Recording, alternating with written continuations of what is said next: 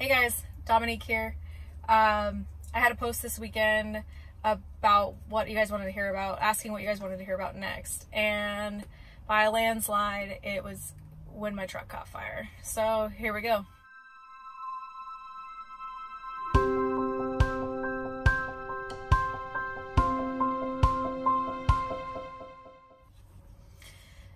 Let's start the story from the beginning. So my truck caught fire in July last year, and before it caught fire, throughout the spring I was having issues with my DPF system, and they ended up having to replace my filters, and because my truck was in limp mode for months, and which is annoying, especially at the weight. It was at, I think, about 80% power. Somebody can tell me exactly what the limp mode power is, I'm sure. But at 105,000 pounds with 80% power, you're super slow. You're way slower than everybody else.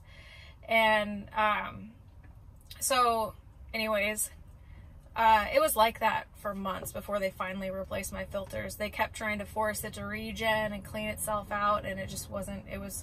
The filters were too clogged. And there's a jet gonna go overhead, and it's gonna be really loud.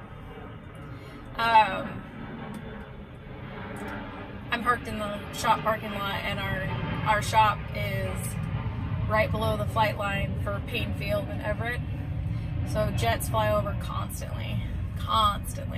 And also the Boeing flies out of Painfield too. So if they're testing planes, they're taking off and landing right out of Painfield here in Everett. But okay, so back to where I was. So they finally replaced my filters, and there was just something wrong. They wouldn't regen. They're having electrical issues. My truck ended up having to go to Kenworth, and I don't know how your guys' shops are where you guys live, but our shop here, it's terrible. They lie to you and tell you that they're doing things that they're not doing, and like it just, yeah, it was a fiasco. So the Kenworth dealership, or like their shop, is about 3 miles from my house. And so I took my truck there to have them take a look at it, and they figured out that there was a harness, electrical harness inside my DPF system that had been damaged when they replaced the filters. So this is a product that they don't carry there and keep on the shelf, so they had to order it, and it took, they said it would be back in 2 weeks. And so, but they didn't tell us that it was going to take 2 weeks until the truck had been there 3 days. And so then finally I was like, well, when is the part supposed to be here? Like, oh, we still have another like week and a half till it comes. So I was like, okay, well, I'm just gonna come get it. And they're like, well, it's a part right now. And I'm like, well, put it back together. I'm coming to get it.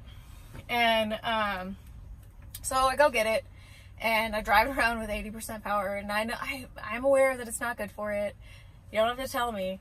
But so I drive it around like that, and then they replace that harness, and the DPF system is doing better, but then it starts to have another problem, and it stops regenning. And so this goes on. This was a cycle that went on for a while. And finally, after they replaced every harness in the truck, and you know, it was thousands upon thousands of dollars of harnesses, because like they rewired the whole truck. I finally get the truck back at the end of June. I think it was the last week of June. And at this point, I'd been on nights so that I could keep working, and I was driving somebody else's truck at night. And which, it was fine. It worked out. Like, I still got to work. I got to make decent money. We were doing 5/10s overnight, so you get the increased pay for overnight plus all the overtime after 8. And I was really enjoying the no traffic, because traffic here in the summer is really bad. But so anyways, moving on from that. But we finally get my truck back at the end of June, and I immediately, as soon as I got my truck back, I went out on rent to a company out of Arlington, which is actually where I live. that was doing the construction for the electrician's hall. Their union hall was they are building a new one. It's not done yet, but I was out on rent to them, and we were hauling material into them. And I think I was on my 5th load of the day. It was the last load. It was a Thursday. And I still can't believe this happened. I pull in and I roll my windows down, because when you back up, most truck drivers roll their windows down. It's just what we do. And I roll my windows down and I put it in reverse and back up to where they want us to dump the material. We were dumping it off the edge because it was for a foundation. And I back my trailer up and I flip the PTO on, or I push the clutch in and I flip the PTO on, and I pull it out of gear. And as soon as I pulled it out of gear, which means that there's more electricity running through the PTO, I flipped the dogs on the trailer open, and I start to bring the RPMs up, and not even 10 seconds later, I'm like, man, where's that smell coming from? And I'm watching my trailer and I'm trying to look around to see if somebody's like smoking or like what is going on. I was like, what is that smell? And I'm like, it smells like plastic. Why? Who would be burning plastic right now? And there's a lake right next to that. So I was like, oh, I wonder if some kids are playing with some matches or something right there. And I'm just, because my windows are open, I've got the smell coming in. And I'm like, that is gross.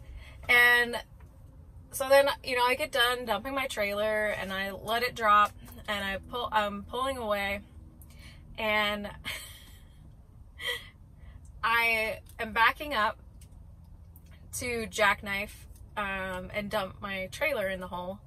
And how we were doing it is the hole is like, it's a square, like a rectangle, and I would jackknife it around the north corner so that there's plenty of space for the trailer to go, and then dump right in that corner. And so I get it all backed up, I get it all backed in there. I reach down to flip my trailer or my truck dogs open, and as I reach down and touch the metal, I realize that the metal is hot. And it wasn't hot before. And I was like, oh my God. And I'd been looking out my window, and when I turned to look, there's just smoke billowing out of the tower where all of the controls are for the dump part of the truck. And I was like, oh my God. And I was like, what do I do? What do I do? What do I do? And I'm thinking and thinking and thinking. And then I was like, well, I have to get the material off. No matter what happens, I have to get, even if the truck has to be towed because it caught fire, it can't be towed with the material on it. So I flipped the switch on the truck, and I put the lever to the dump position, and I slammed the accelerator. I've got my left foot on the brake, my right foot on the accelerator. I didn't pay attention to how many RPMs I used, but it was probably a 2000. I'm not gonna lie. My truck is older, so it doesn't kick off at a certain RPM. Some of our newer trucks, if you run it past a certain RPM, it kicks the PTO out. But I was like, I gotta get this material off. And at the same time that I'm trying to get the box as far into the air as possible before like things stop working, I start realizing that if everything's fried in here, there's a chance that the dogs aren't open. And I was like, oh my God. I was like, please let them be open. Please let them be open. And so I see the material through the smoke coming out of the gate, and I was like, oh, thank God. And I reach down and I pull my brakes, because those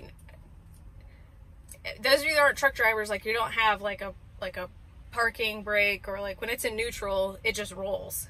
And so you have to pull your air brakes and evacuate the system so the truck is parked and won't move. And so I immediately reach over onto the passenger seat and grab my sweatshirt. And down behind my PTO, on the back of my tower is about this thick, and it has the levers on it, and then right behind the levers is a panel that it's just a piece of metal with switches on the top, and then wires that are open below that go in to the control tower. And luckily I didn't have a bag of trash in here like I normally do, because I normally have a bag of trash. If a bag of trash that was behind my seat or behind the tower would have caught fire, the truck probably would have burned down. But I grabbed my sweatshirt and I immediately just start hitting the wires where the sparks are coming from underneath the switches, and I'm just smacking it, hoping that it'll put it out. And with my other hand, I flipped the PTO, I turned the PTO off, and I shut the switches and trying to get the electrical to stop. I had already shut the truck off, and so I'm like smacking it, and the cab at this point is just like, you can't even see in here, it's so full of smoke. And people are like running towards the truck because the smoke's coming out the windows. And I fling the door open after I'm sufficiently satisfied with my dampening of the fire with my sweatshirt, and my fire extinguisher is mounted to the floor right next to my seat. And I unclip it and I pull the pin, and I'm like standing on the stair like right outside the door, and I'm like looking and I'm waiting for the smoke to clear. And I didn't spray the fire extinguisher, luckily, because I'd already put it out, but I was about to just spray the whole inside of the truck to just like, no. But what ended up happening after I knew the fire was definitely out is I started the truck back up and pulled it away from the pile, and we turned the PTO on and make sure that it was sufficiently fried and not going to catch fire when I was driving back to the shop. And it was so funny because the guys on the job, like, I didn't know them. I mean, other than like I'd been working with them for a few days here and there. And when you don't know, when you work for a company that you, like when you're out on rent, basically you go to work for these people that it's a construction company, but it's not your construction company, if that makes sense. And so I'd met the guys in passing, or like, you know, where do you want this? You know, you want a different material this next time, you're talking to the foreman or whatever, not. And their foreman comes over and he goes, God, that was badass. He's like, I've never seen so much smoke rolling out of a truck. And he's like, I was surprised you didn't just jump out and let it burn. And I was like, we don't have a spare truck. If this one burns the ground, I'm screwed. And at the time we only had 4 trucks. We have 5 now, but at the time we only had 4 trucks, and it was pretty funny. He starts laughing. I was like, I couldn't let my baby burn. And everybody thought it was pretty funny, and it was pretty funny. And it was about 4:30, so there was no one left in our shop that night. And so I called OSW, the company that turned this truck into a dump truck.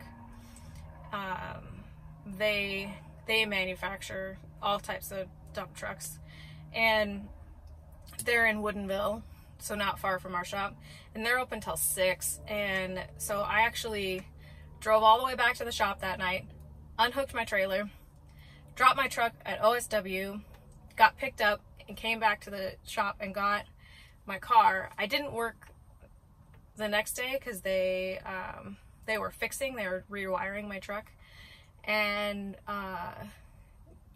they said it was pretty melted, and they had to replace all of the wires on the PTO. And I'm really lucky that I thought to grab my sweatshirt and put it out. But I'll never forget it. It was just it was a crazy day. And then I was back to work driving truck on Monday, and then I don't know who repaired it. You know, somebody repaired it at OSW, and they left some of the wires dangling down. So well, actually probably when I picked the truck up from OSW, as soon as I drove out of there, the wires that were dangling down got wrapped around my driveline and ripped completely out. And I went and got some rock, and then I'm getting honked at. What do they want?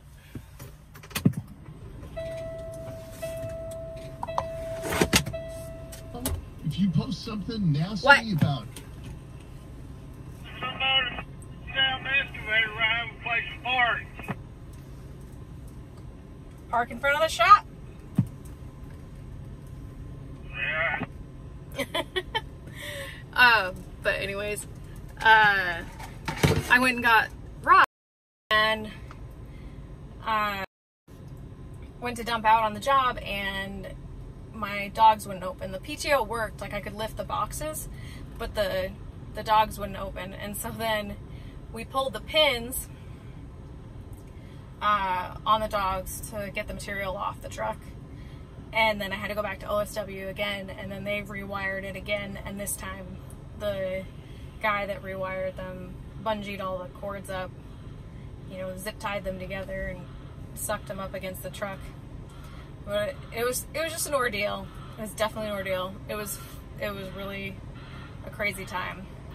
But if you guys have any questions or you have any suggestions, I am open to both. And I have some other stories. I have a tendency to forget about some of the experiences I've had because I've been out here so long. And my older brother this weekend brought up to me the fire story, and because I remember it, of course, but I don't think about it. So I've got other stories like that too. So if you guys want to hear any of those, you let me know. All right, well, I'll see you guys later.